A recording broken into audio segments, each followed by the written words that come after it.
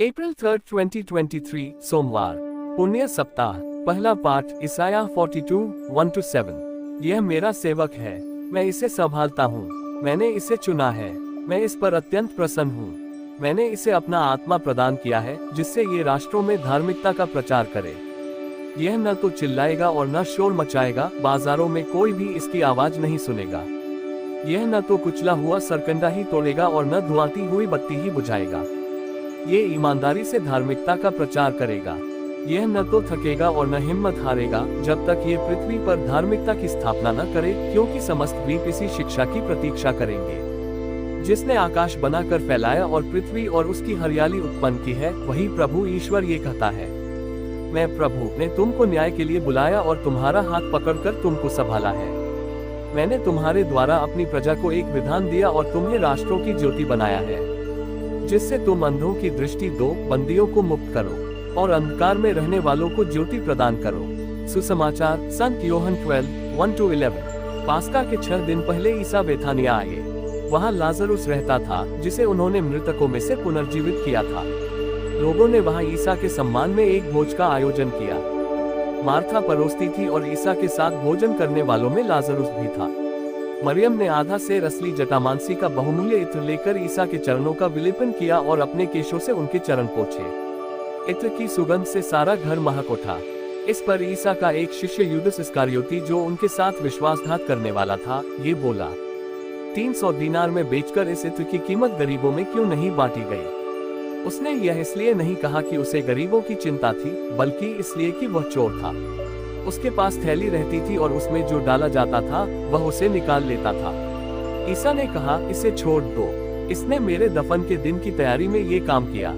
गरीब तो बराबर तुम्हारे साथ रहेंगे, किंतु मैं हमेशा तुम्हारे साथ नहीं रहूंगा। बहुत से यहूदियों को पता चला कि ईसा वहाँ है। वे ईसा के कारण ही नहीं, बल्कि उस लाजरुस को भी देखने आए, जिसे ईसा ने मृतकों में से पुनर्जीवित किया था। इसलिए महायाजकों ने लाजरुस को भी मार डालने का निश्चय किया, क्योंकि उसी के कारण बहुत से लोग उनसे अलग हो रहे थे और ईसा में विश्वास करते थे। मनन चिंतन। आज हमारे समक्ष वह पाठ है जिसमें मरियम यीशु के चरणों का बहुमूल्य इत्र से विलेपन करती है। उस समय इब्रानी संस्कृति में मेहमानों का पैर धोने का रिवाज था, जिसमें वे पानी में कुछ सुगंधित इत्र डालकर मेहमानों का उस पानी से पैर धोया करते थे, जिससे उसकी सुगंध बनी रहे, परंतु पूरा का पूरा इत्र नहीं मिलाया जाता था। प्रभु यीशु के चरणों का बहुमूल्य इत्र से धोने पर यूदस इस कार्य पर आपत्ति उठाने पर यीशु मरियम का बचाव करते हुए कहते हैं कि उसने उनके दफन की तैयारी के लिए ये किया है।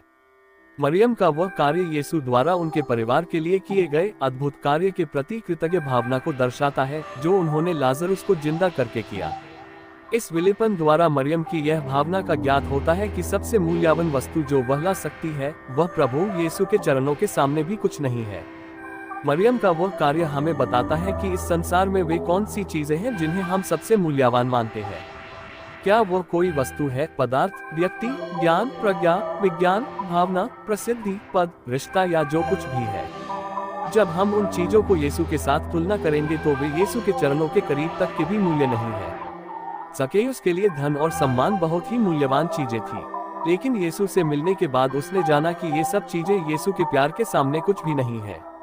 इस संसार में हमें नश्वर चीजों को प्राप्त करने की अपेक्षा अनश्वर वस्तुओं के लिए प्रयासरत रहना चाहिए, अर्थात यीशु और उनके वचनों के लिए, जिससे कि हम अपने जीवन में वस्तुओं की अपेक्षा यीशु को ज्यादा से ज्यादा अपने पास रख सके या ग्रहण कर सके। तब हम भी संत पौलुस के समान ये कह पाएंगे, मैं प्रभु ईसा मसीह को जानना सर्वश्रेष्ठ लाभ मानता हूँ और इस ज्ञान की तुलना में हर वस्तु को हानि ही मानता हूँ। उन्हीं के लिए मैंने सब कुछ छोड़ दिया है और उसे कूड़ा समझता हूँ। फिल्ली 3:8। आमेन।